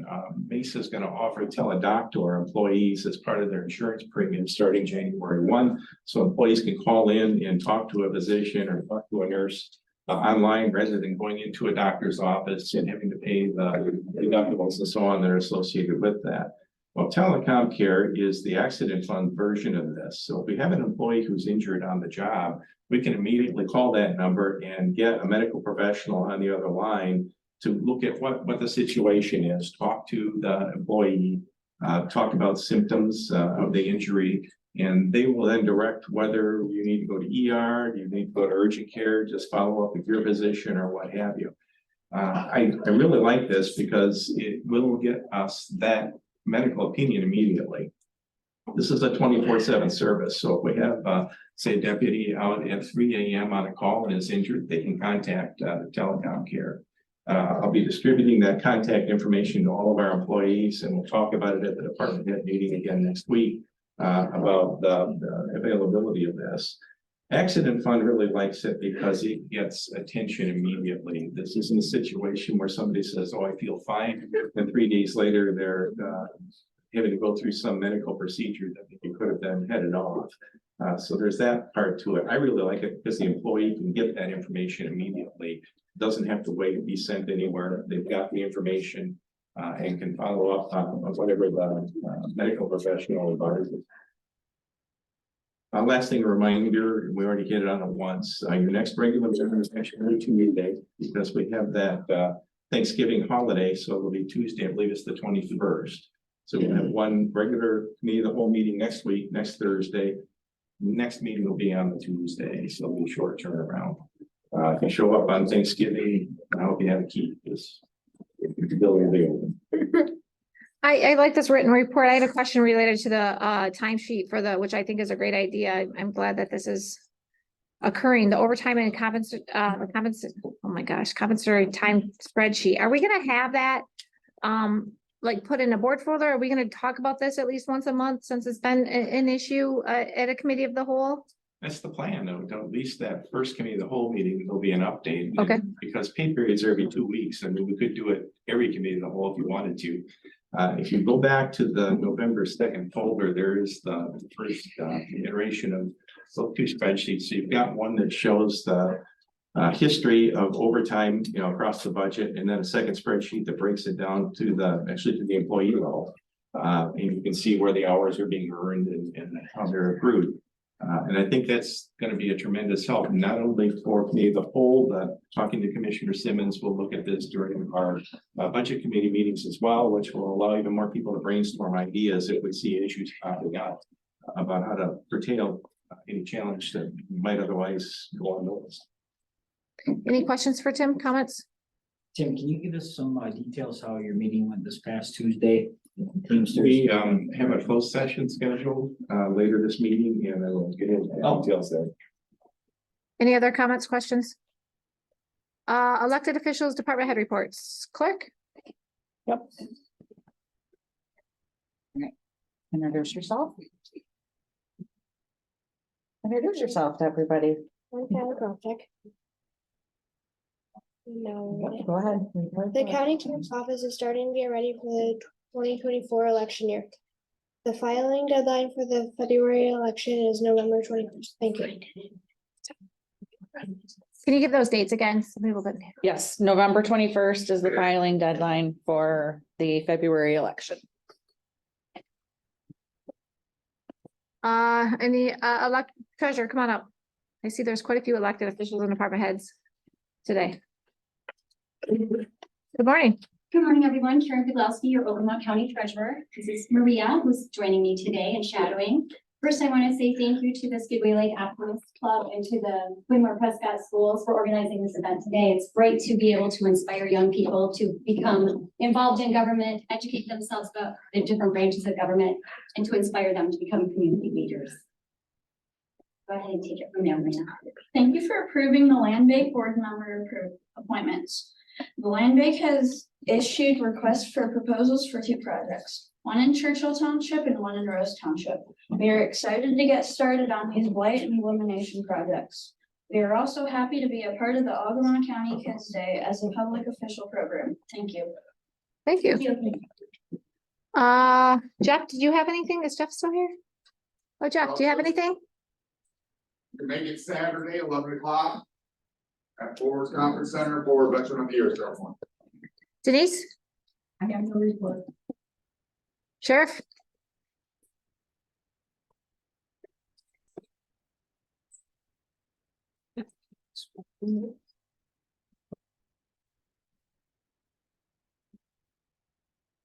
Anything to report, but I want to introduce Tristan to you. He's going to be my shadow today. That's quite a long meeting. It has been. Yeah, so we appreciate the support that we've gotten tonight. So, do you have any questions you want to ask or anything? No. No, I got your report in the mail, my mailbox. Thank you for that. Thank you much. No, totally. Rainey, do you have anything?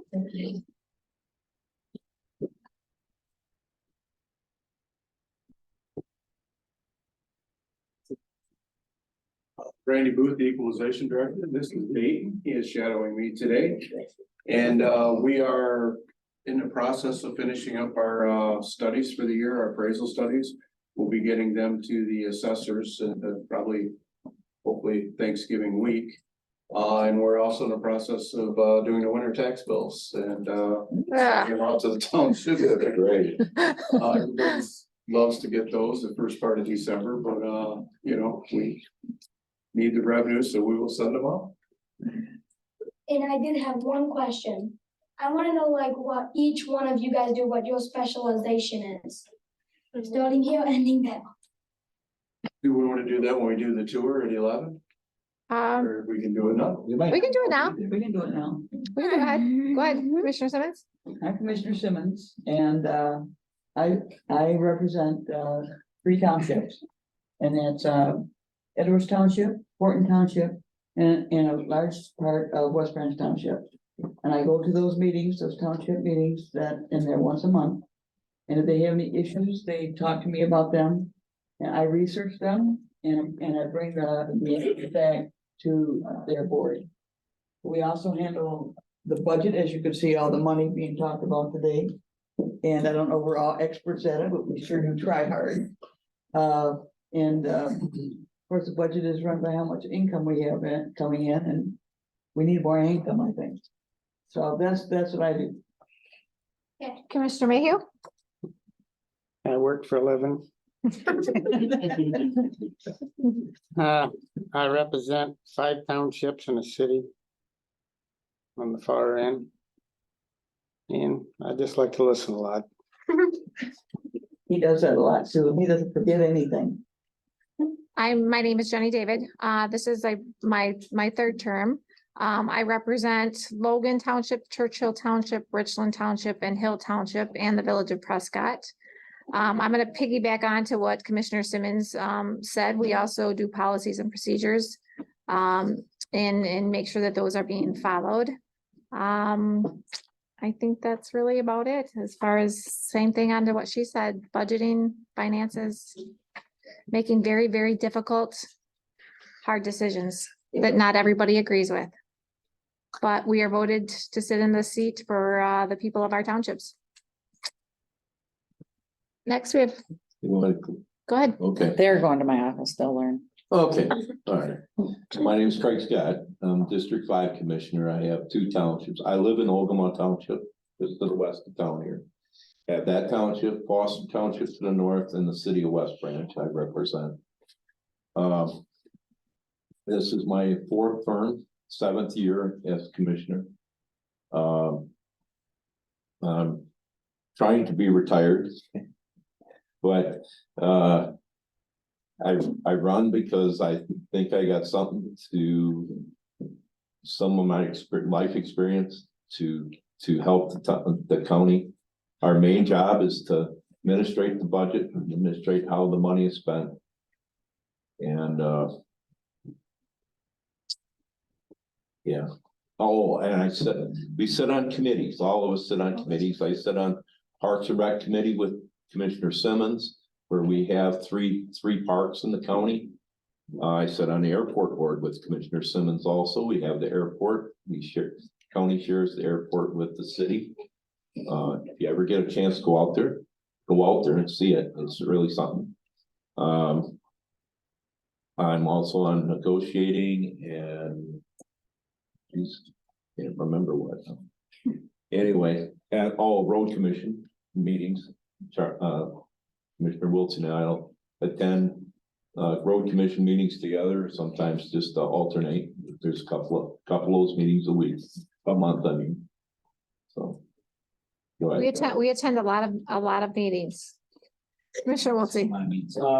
Charles Wilsey, District 3, Mills Township. Mills Township's our highest populated township in the county. This is my first term as commissioner. I love our county. We've got a lot of great people in our county. Got a lot of great things going on, and I take my job here very seriously, and I try every day to make the best decisions to help create good sustainability for our county moving forward in the future. Thank you. Thank you. Leanne, did you have a report? Go ahead, I'm sorry. Administrator. I think he gave his report, but Oh, no, but go he ahead. doesn't say what he does. Go ahead. I am the county administrator controller. My primary duty is to see that we follow through on what happens at meetings like this. So today we had a conversation about some grant expenditures. I work with the department heads to make sure that the paperwork is filed. But those, we had a conversation today about a millage question that I will personally deliver to the clerk, although she's here at the meeting and knows what happened. But follow up on things like that. And then we also had a resolution on here where we talked about malpractice insurance for a contract. So there's follow-up work that needs to be done with that. Now that the board has said, yes, we're going to do it, I follow up on that. Now the board has a number of standing policies as well that we make sure are followed throughout the day that helps keep order instead of chaos throughout the county. And also working with the board on all budget matters and helping guide them through the difficult decisions that they do have to make. At least put some information in front of them so they can make good educated decision on what direction county goes. What do you think? You get your answers? Yeah. Were they with you? Now here's the quiz. You gotta repeat what we all told you. Okay. You're good. Leanne, did you have something come on up?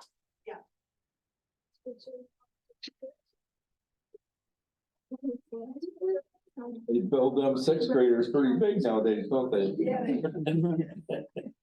I remind my grandson down in Lake Orion, tall. This is Brennan Rumpley, and he's my shadow today for the housing program. I wanted to give you one bit of news that I just heard yesterday because I attended a team meeting with the Michigan State Housing Development Authority.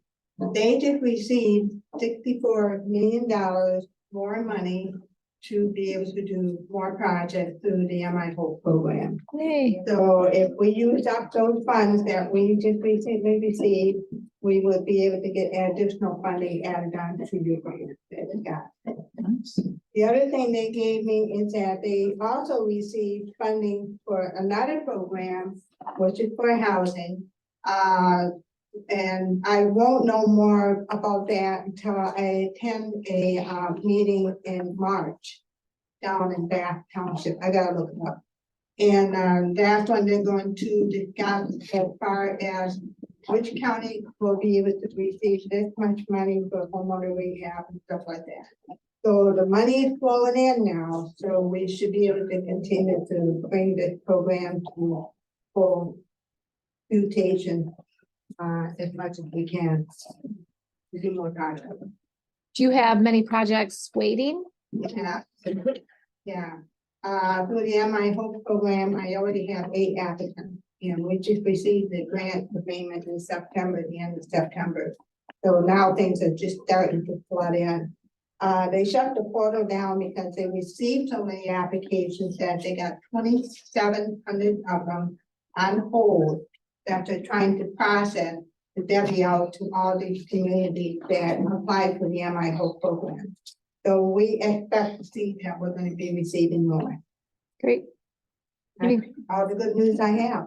You do amazing work. Thank you. You're welcome. Thank you. Any other elected officials or department heads? Julie, did you have something? Come on up.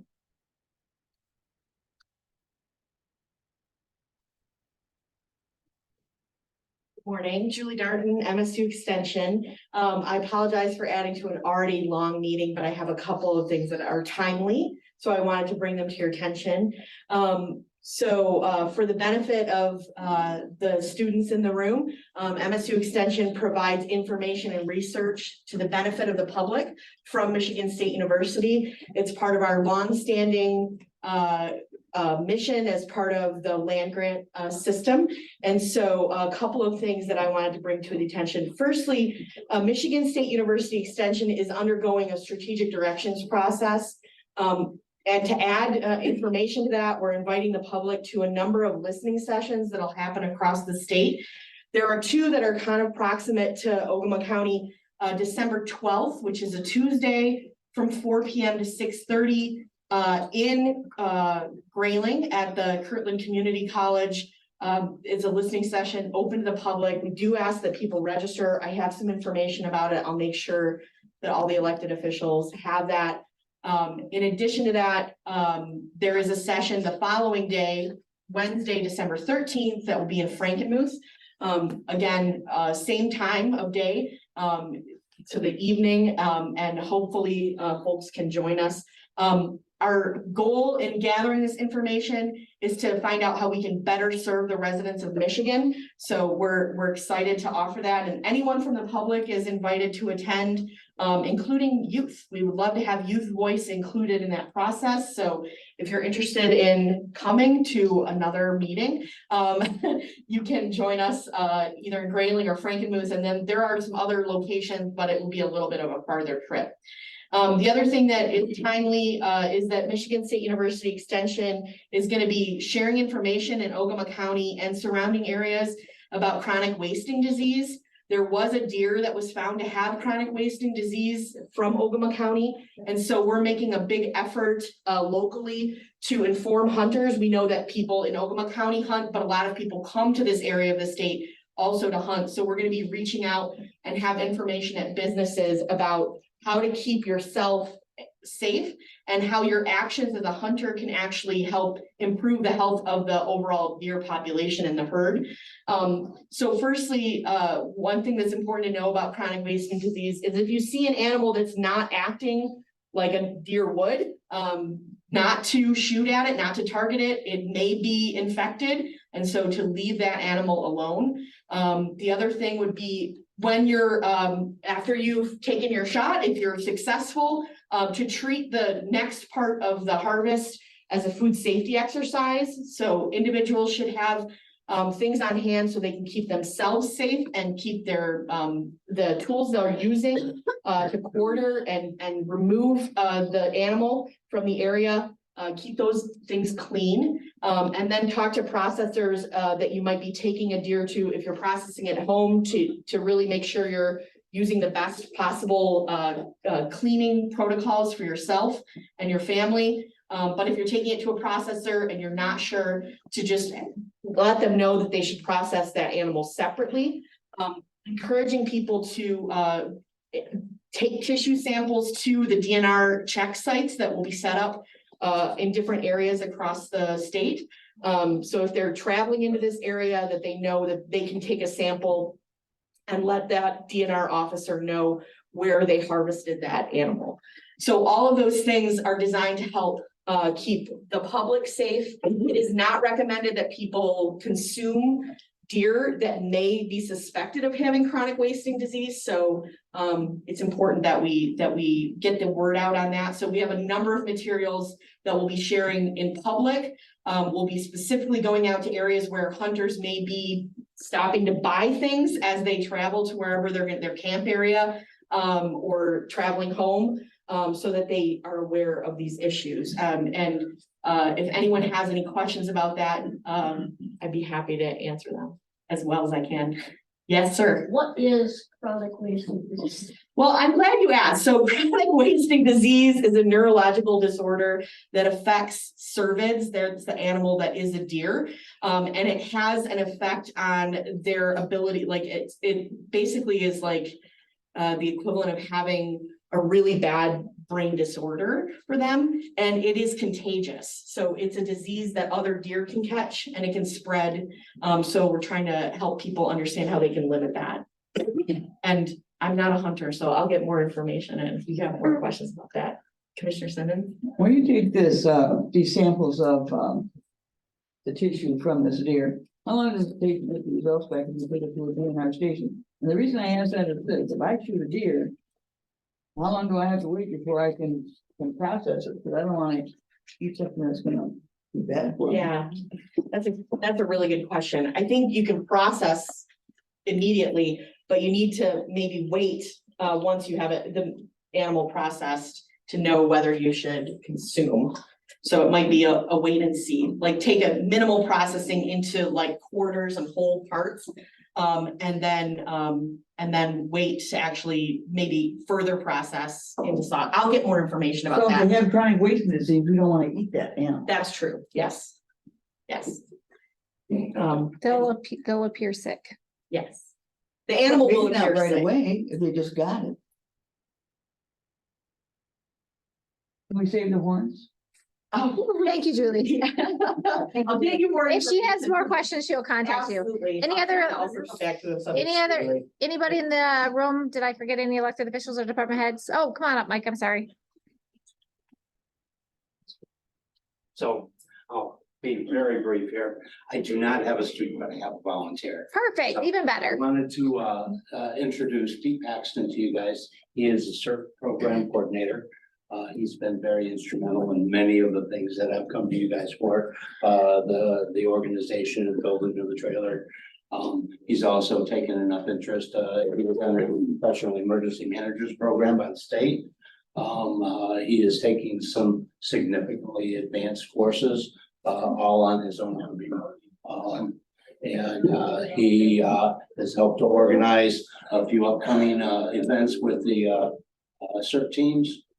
One of those is they're getting ready to do a ham radio communications class, where they will be able to be licensed by the FCC to operate amateur radios. And later in December, we are going to start the process of a wilderness search and rescue team. And there are 8 classes in order to do that, 8 certifications they have to have. And on completion of that, and we hope to complete it during the year of 2024, we will be only the 7th wilderness search and rescue team recognized and certified by the state of Michigan. So, and these are projects that Pete's working on directly with me, and then he helps a little bit with some of the grant paperwork, research and stuff like that. Anyhow. Thank you. Nice to meet you. I think what Mike is trying to say is I got sucked into the Yes. power vortex. Perfect. Thank you, sir. And then one other really short hazard mitigation plan is in the process of getting ready to be renewed. Karen McLaughlин's office, the treasurer office, worked very hard with me this last week in order to get me all the certifications for FEMA in order to apply for a hazard mitigation assistance grant. If we are awarded that grant in the spring, I will apply for a $50,000 project to hire a professional company to come in and guide us through the renewal of our hazard mitigation plan, which will take about 18 months to complete. So. Perfect. Thank you. Go ahead. I've been able to work with Mike and Pete, gotten to know Pete, and you guys have heard me say about Mike, how blessed we are to have you. Pete does a great job. Pete's got a lot of passion for this, and I thank you, Pete, and the county thanks you guys. So, on this, thanks for the opportunity, you bet. Absolutely. Thank you, sir. Thanks. Any elected officials or department heads on the phone?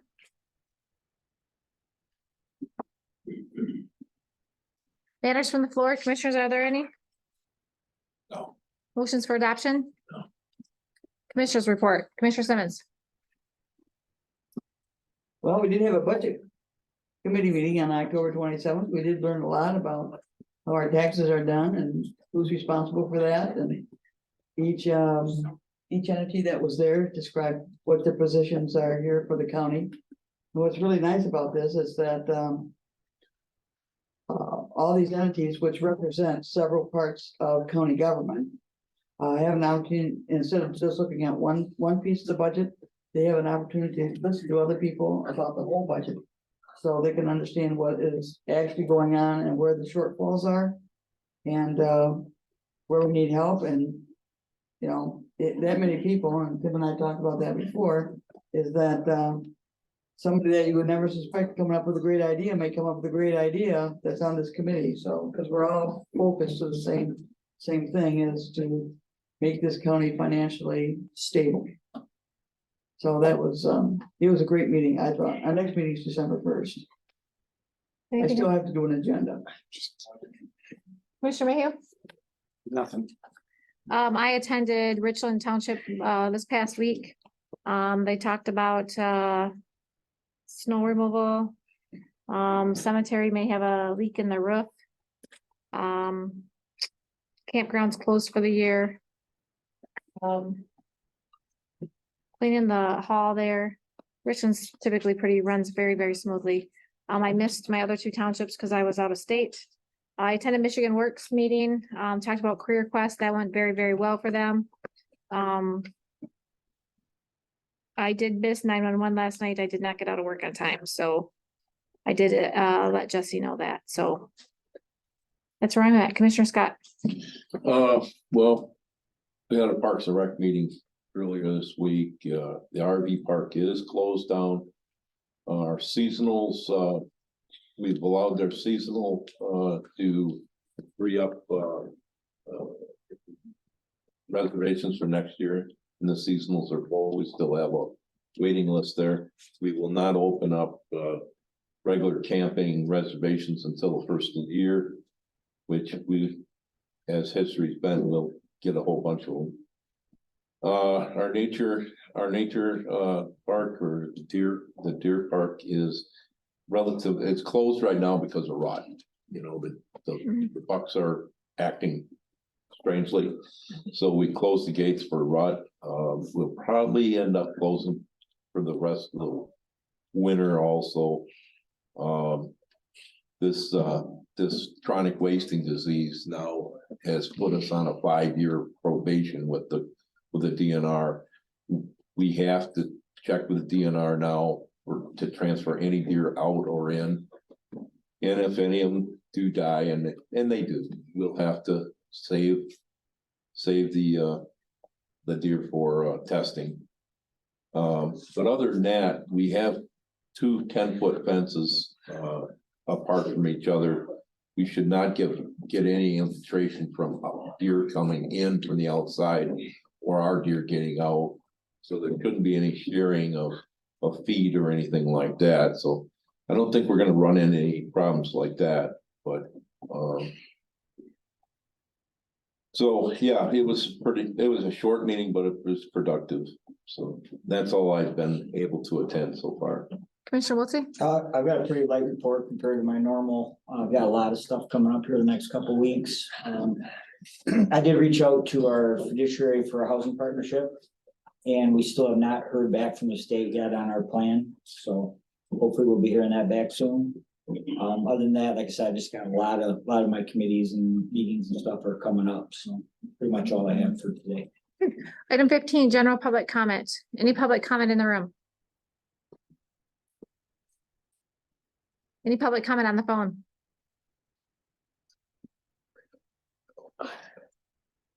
Item 16, closed session. Would anybody like to make a motion? We'll make a motion.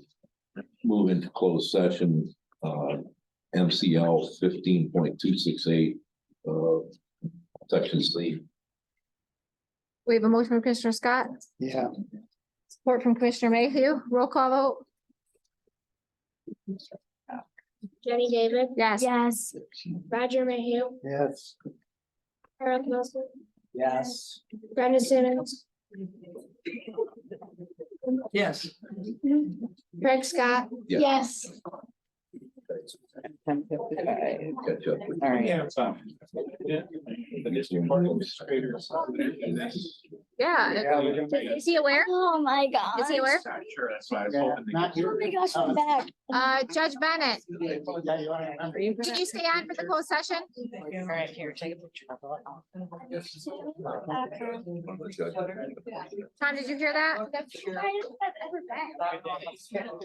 Bye, nice meeting you.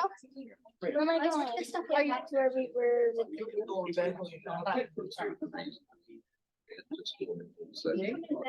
That's my grandson. Unless it's for a particular thing. Oh,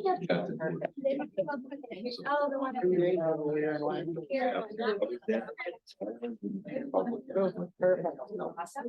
All right, take it going. Yep, you're gonna go with.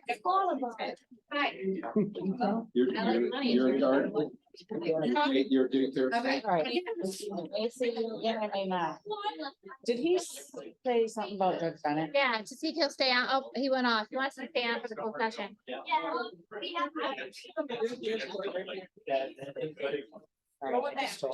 I'm gonna take a quick bathroom break. Have to do one. Let's get everybody, make sure. Okay. Anything else? If not, we need a motion to adjourn.